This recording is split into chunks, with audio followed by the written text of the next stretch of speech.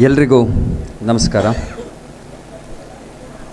ಶ್ರೀ ಕ್ಷೇತ್ರದ ಅಧಿದೇವತೆಗಳಾದ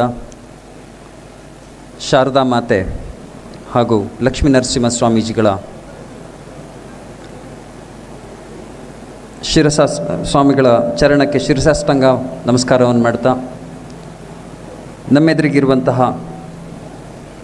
ದಯಸ್ವರೂಪಿ ಸಚ್ಚಿದಾನಂದ ಉಭಯ ಸ್ವಾಮಿಗಳ ಚರಣಾವಂದಿರಕ್ಕೆ ಶಿರಸಾಷ್ಟಾಂಗ ನಮಸ್ಕಾರವನ್ನು ಮಾಡ್ತಾ, ಬ್ರಹ್ಮೋತ್ಸವದ ಈ ಸುದಿನ ಇಲ್ಲಿ ಸೇರಿರುವಂತಹ ಎಲ್ಲ ಸಜ್ಜನರಿಗೆ, ಇಲ್ಲಿನ ಅಧಿದೇವತೆಗಳು ಎಲ್ಲ ರೀತಿಯ ಸನ್ಮಂಗಳವನ್ನು ಉಂಟು ಮಾಡಲಿ ಅಂತ ಕೋರ್ತಾ ನಾನು ಎರಡು ಮಾತನ್ನು ಹೇಳೋದಕ್ಕೆ ಇಚ್ಛಿಸ್ತೇನೆ. ಈ ದಿವ್ಯ ಕ್ಷೇತ್ರಕ್ಕೆ ನಾನು ಬರೋದು ತುಂಬ ಲೇಟ್ ಆಯಿತು ಅಂತ ನನಗೆ ನಿನ್ನೆ ಅನ್ನಿಸ್ತು. ಶ್ರೀ ಕ್ಷೇತ್ರಕ್ಕೆ ಮೊಟ್ಟ ಮೊದಲ ಬಾರಿಗೆ ನಾನು ಬಂದಿದ್ದು ನಿನ್ನೆ. ಚಿಕ್ಕಮಗಳೂರಿನಲ್ಲಿರುವಂತಹ ಅದ್ಭುತವಾದಂತಹ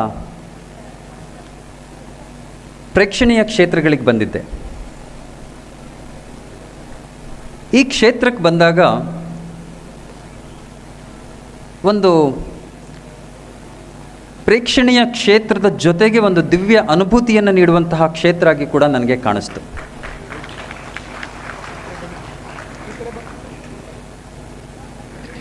ಇಲ್ಲಿನ ಪರಿಸರವನ್ನು ನೋಡೋದ್ರ ಜೊತೆಗೆ ದೇವಸ್ಥಾನವನ್ನು ಮೊಟ್ಟ ಮೊದಲು ನೋಡಿದಾಗ ಎಂಥ ಅದ್ಭುತವಾದಂಥ ದೇವಸ್ಥಾನ ಇದು ಹೊಸದಾಗಿ ಕಟ್ಟಿದ್ದ ಅಂತ ನನಗೆ ಆಶ್ಚರ್ಯ ಆಯಿತು. ಹಿಂದೆ ರಾಜ ಮಹಾರಾಜರ ಕಾಲದಲ್ಲಿ ಇಂಥ ಅದ್ಭುತವಾದಂತಹ ಕಲೆಗಾರಿಕೆ ಉಳ್ಳಂತಹ, ಸಂಸ್ಕೃತಿ ಉಳ್ಳಂತಹ, ಪರಂಪರೆಯುಳ್ಳಂತಹ ಒಂದು ಕಟ್ಟಡವನ್ನು ಕಟ್ತಾಯಿದ್ರು. ಇವತ್ತಿನ ದೇವಸ್ಥಾನಗಳಲ್ಲಿ ಆಧುನಿಕತೆ ಬಂದಿರೋದ್ರಿಂದ ಅದು ಗ್ಲಾಸಿನ ಒಂದು ಕಮರ್ಷಿಯಲ್ ಮಾಲ್ ಥರ ಕಾಣಿಸ್ತಾ ಇರುತ್ತೆ ದೇವಸ್ಥಾನಗಳು. ಆ ಹಿನ್ನೆಲೆಯಲ್ಲಿ ಈ ದೇವಸ್ಥಾನವನ್ನು ನೋಡಿದಾಗ ಭಾಳ ಪುಳಕಿತ ಆಯಿತು ನನಗೆ.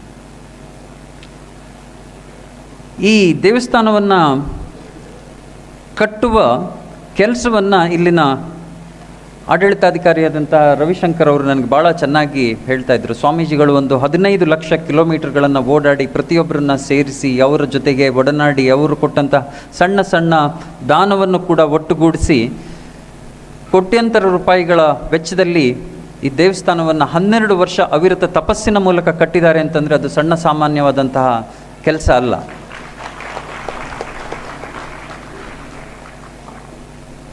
ಇದು ಒಂದು ಅದ್ಭುತವಾದಂತಹ ಧಾರ್ಮಿಕ ಶ್ರದ್ಧಾ ಕೇಂದ್ರ ಅನ್ನುವಂಥದ್ದು ಎಲ್ರಿಗೂ ಗೊತ್ತಿರುವಂಥದ್ದೇ.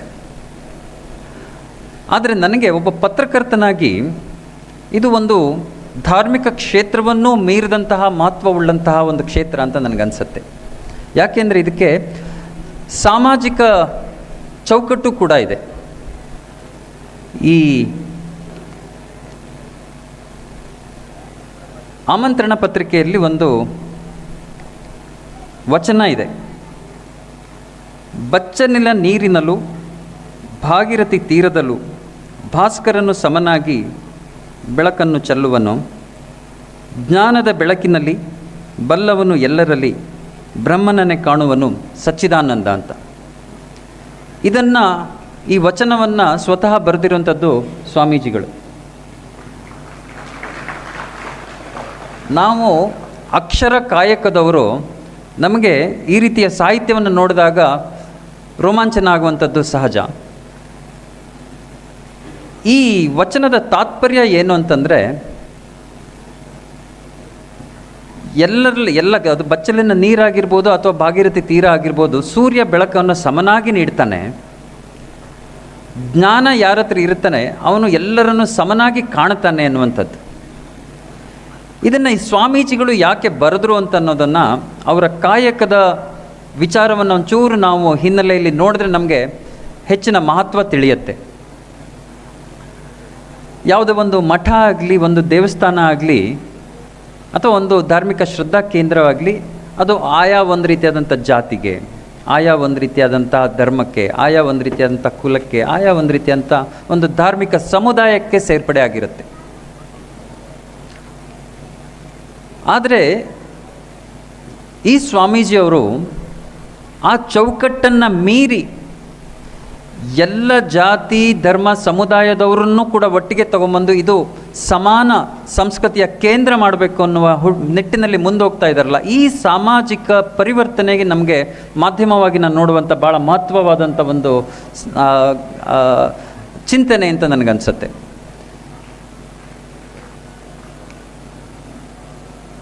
ಇವತ್ತು ನಮ್ಮ ಭಾರತೀಯ ಸಂಸ್ಕೃತಿ ಏನಿದೆ, ಭಾರತೀಯ ಸಂಸ್ಕಾರ ಏನಿದೆ, ವಿದೇಶಿ ಆಚರಣೆಗಳ ಹಿನ್ನೆಲೆಯಲ್ಲಿ ಅದು ತನ್ನ ರೂಪವನ್ನು ಕಳ್ಕೊತಾ ಇದೆ, ತನ್ನ ಮಹತ್ವವನ್ನು ಕಳ್ಕೊತಾ ಇದೆ, ತನ್ನ ಸತ್ವವನ್ನು ಕಳ್ಕೊತಾ ಇದೆ.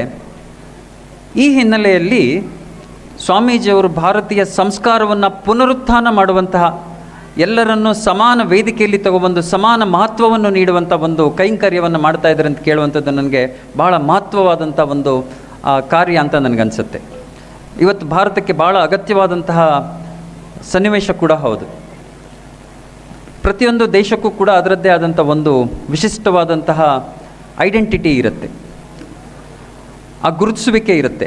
ಅದರಿಂದನೇ ಆ ದೇಶ, ಆ ಜನತೆ, ಆ ಪರಂಪರೆ, ಆ ನಾಗರಿಕತೆ, ಅಲ್ಲಿನ ಎಲ್ಲ ಸಮುದಾಯಗಳಿಗೆ ಒಂದು ವಿಶಿಷ್ಟ ಮಾನ್ಯತೆ ಬರುತ್ತೆ. ಆದರೆ ಭಾರತ ಹಲವಾರು ವರ್ಷಗಳ ದಾಳಿಯಿಂದಾಗಿ, ಅದು ಫಿಸಿಕಲ್ ದಾಳಿ ಆಗಿರ್ಬೋದು, ಅಥವಾ ಅದು ಯಾವುದೇ ರೀತಿಯಂಥ ರಾಜಕೀಯ ದಾಳಿ ಆಗಿರ್ಬೋದು, ಅಥವಾ ಅದಂಥ ಮಾಧ್ಯಮಗಳ ಮೂಲಕ ಬರುವಂತಹ ಸಾಂಸ್ಕೃತಿಕ ದಾಳಿ ಎಲ್ಲದಕ್ಕೂ ಬದಲಾವಣೆಗೆ ಇವತ್ತು ನಮ್ಮ ನಡುವೆ ಕಾಣಿಸ್ತಾ ಇದೆ. ಅದನ್ನು ಸರಿಪಡಿಸೋದು ಹೇಗೆ ಅನ್ನೋದ್ರನ್ನ ಅವ್ರು ಯೋಚಿಸ್ತಾ, ಅವರು ಹಲವಾರು ಧರ್ಮದ ಭಕ್ತರನ್ನು ಒಟ್ಟಿಗೆ ವೇದಿಕೆಯಿಂದ ತರಬೇಕಲ್ಲ, ಅದು ಭಾಳ ಕಷ್ಟದ ಕೆಲಸ. ಆಯಾ ಧರ್ಮದ, ಆಯಾ ಸಮುದಾಯದ ಜನರು ತಮ್ಮ ಚೌಕಟ್ಟನ್ನು ಮೀರಿ ಹೋಗಲ್ಲ. ಅದಕ್ಕಾಗಿ ಅವರು ಸ್ವಾಮೀಜಿಯವರು ಭಾರತಾದ್ಯಂತ ಓಡಾಡಿ, ಲಕ್ಷಾಂತರ ಕಿಲೋಮೀಟರ್ಗಳನ್ನ ಹಗಲು ರಾತ್ರಿ ಅನ್ನದೇ ಓಡಾಡಿ, ಅಲ್ಲಿನ ಸ್ವಾಮೀಜಿಗಳ ಜೊತೆಗೆ ಸೇರಿ ನಾವೆಲ್ಲರೂ ಒಂದೇ ವೇದಿಕೆಗೆ ಬರೋಣ, ಸಮಾನರು, ನಾವಿಲ್ಲಿ ಮೇಲೆ ಕೀಳು ಅನ್ನೋಂಥದ್ದಿಲ್ಲ. ಇಲ್ಲಿ ನೋಡಿ, ಸಾಮಾನ್ಯವಾಗಿ ನಾವು ಹೋದಲ್ಲೆಲ್ಲ ನೋಡ್ತೀವಿ, ಸ್ವಾಮೀಜಿಗಳು ಅಂತಂದರೆ ಆ ಕ್ಷೇತ್ರದ ಸ್ವಾಮೀಜಿಗಳು ಸ್ವಲ್ಪ ಮೇಲೆ, ಅಲ್ಲಿಂದ ಉಳಿದು ಬಂದವರು ಸ್ವಾಮೀಜಿಗಳು ಸ್ವಲ್ಪ ಕೆಳಗೆ ಕೂರಿಸುವಂಥ ಒಂದು ಪರಿಪಾಠ ಇದೆ. ಇಲ್ಲಿ ನೀವು ಸ್ವಾಮೀಜಿಗಳು ನೋಡಿ, ಒಂದು ಸಮನಾದಂಥ ವೇದಿಕೆಯಲ್ಲಿ ನೀವು ನೋಡ್ತೀರಿ. ಹೀಗೆ ಮೊಟ್ಟ ಮೊದಲಿಗೆ ಎಲ್ಲ ಸ್ವಾಮೀಜಿಗಳನ್ನು, ಎಲ್ಲ ಧರ್ಮದ ಸ್ವಾಮೀಜಿಗಳನ್ನು ಒಟ್ಟಿಗೆ ತಗೊಂಬಂದು ಅವರ ಮೂಲಕ ಭಕ್ತರನ್ನು ಒಟ್ಟಿಗೆ ಒಂದು ಚೌಕಟ್ಟಿನಲ್ಲಿ ತರುವಂಥ ಒಂದು ಮಹತ್ವವಾದಂಥ ಅವರು ಉದ್ದೇಶವನ್ನು ಇಟ್ಕೊಂಡು ಹೊರಟಿದಾರಲ್ಲ, ಅದಕ್ಕೆ ನಾವು ಸುವರ್ಣ ನ್ಯೂಸ್ ಮತ್ತು ಕನ್ನಡಪ್ರಭದ ವತಿಯಿಂದ ಎಲ್ಲ ರೀತಿಯಿಂದ ಸಹಕಾರವನ್ನು ನೀಡೋದಕ್ಕೆ ಸಿದ್ಧ. ನಾವು ನಿಮ್ಮ ಕೈಂಕರ್ಯದಲ್ಲಿ ನಾವು ಕೂಡ ಕೈ ಜೋಡಿಸ್ತೇವೆ ಅನ್ನೋ ಹೇಳೋದಕ್ಕೆ ಬಯಸ್ತೀನಿ. ಅದ್ರ ಜೊತೆಗೆ ಅವರು ಇನ್ನೂ ಒಂದು ವಿಶಿಷ್ಟವಾದಂಥ ಒಂದು ಕೆಲಸವನ್ನು ಮಾಡ್ತಾ ಇರೋದು ಕೇಳಿ ನನಗೆ ಭಾಳ ಆಶ್ಚರ್ಯ ಆಯಿತು. ಗಿಡವಾಗಿ ಬಗ್ಗದ್ದು ಮರವಾಗಿ ಬಗ್ಗಲ್ಲ ಅನ್ನುವಂಥ ಗಾದೆ ಮಾತು ನಿಮ್ಗೆ ಗೊತ್ತಿದೆ.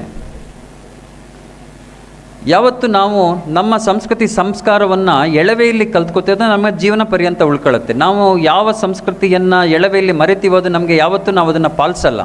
ಹಾಗಾಗಿ ನಾವು ದೊಡ್ಡವರಾಗ್ತಾ ಆಗ್ತಾ ನಮ್ಮ ಸಂಸ್ಕೃತಿ ಸಂಸ್ಕಾರವನ್ನು ಕಳ್ಕೊಂಡಿರ್ತೀವಲ್ಲ, ಹಾಗಾಗಬಾರ್ದು ಅನ್ನೋ ಕಾರಣಕ್ಕಾಗಿ ಎಳವೆಯಲ್ಲಿರುವಂತಹ ಮನಸ್ಸುಗಳಲ್ಲೇ ಭಾರತೀಯ ಸಂಸ್ಕಾರವನ್ನು ತುಂಬುವಂಥ ಒಂದು ಹಲವಾರು ಯೋಜನೆಗಳನ್ನು ಅವರು ಹಾಕ್ಕೊಂಡಿದ್ದಾರೆ, ಹಲವಾರು ಸಮಾವೇಶಗಳನ್ನು ಮಾಡ್ತಿದ್ದಾರೆ.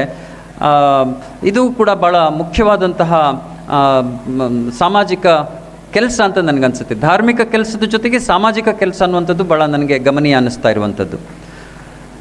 ಅದ್ರ ಜೊತೆಯಲ್ಲಿ ಸಾಮಾನ್ಯ ಒಂದು ಶ್ರದ್ಧಾ ಕೇಂದ್ರ ಅಂತಂದರೆ ಅದೇನೋ ಮಾಧ್ವರೋ, ಸ್ಮಾರ್ತರೋ, ಶೈವರೋ, ಅಥವಾ ಇನ್ಯಾವುದೋ ರೀತಿಯಾದಂತಹ ಜೈನ, ಸಿಕ್ಕು, ಇವರೆಲ್ಲರೂ ಏನು ಮಾಡ್ತಾರೆ, ತಮ್ಮ ಧಾರ್ಮಿಕ ಸಭೆ ಅಂತಂದರೆ ತಮ್ಮ ಸ್ವಾಮೀಜಿಗಳು, ತಮ್ಮ ದೇವರು ತಮ್ಮಿಗೆ ಮಾತ್ರ ಮೀಸಲಿಡ್ತಾರೆ. ಈ ಸ್ವಾಮೀಜಿಯವರು ಹಾಗೆ ಮಾಡ್ತಾ ಇಲ್ಲ. ಭಾರತೀಯ ಮೂಲವುಳ್ಳಂತಹ ಎಲ್ಲ ಸಮುದಾಯದ ಸ್ವಾಮೀಜಿಗಳನ್ನು ಕೂಡ ತಗೊಂಬಂದು ಅವರವರ ಧರ್ಮದಲ್ಲಿರುವಂತಹ ಮುಖ್ಯವಾದ ವ್ಯಕ್ತಿಗಳನ್ನು ಅವರ ಆಚರಣೆಯನ್ನು ಮಾಡ್ತಾರೆ ಅಂತ. ಉದಾಹರಣೆಗೆ ನಾವು ರಾಮಾಯಣವನ್ನು ನಾವೆಲ್ಲ ಓದ್ತೀವಿ, ಗೌರವಿಸ್ತೀವಿ, ಮಹಾಭಾರತವನ್ನು ಅಥವಾ ರಾಮಾಯಣವನ್ನಿಟ್ಟು ಪೂಜಿಸ್ತೀವಿ. ಮಹಾಭಾರತವನ್ನು ಬರೆದಂತಹ ವ್ಯಾಸರನ್ನಾಗಲಿ ಅಥವಾ ವಾಲ್ಮೀಕಿಯನ್ನಾಗಿ ಮರಿತೀವಿ ನಾವು. ವಾಲ್ಮೀಕಿ ಅದು ಯಾವುದೋ ಜನಾಂಗದವನು ಅನ್ನೋ ಕಾರಣಕ್ಕಾಗಿ ಎಷ್ಟೋ ಸಮಾಜಗಳು ಅವರನ್ನು ಹತ್ತಿರಕ್ಕೂ ಕೂಡ ಸೇರಿಸ್ಕೊಳ್ಳಲ್ಲ. ಕನಕದಾಸನನ್ನು ಒಂದಿಷ್ಟು ಮಠಗಳಲ್ಲಿ, ಒಂದಿಷ್ಟು ದೇವಸ್ಥಾನಗಳಲ್ಲಿ ಬಿಟ್ಕೊಂಡೇ ಇರಲಿಲ್ಲ ಅನ್ನುವಂಥದ್ದು ಆಕ್ಷೇಪಕ್ಕೆ ಕಾರಣ ಆಯಿತು.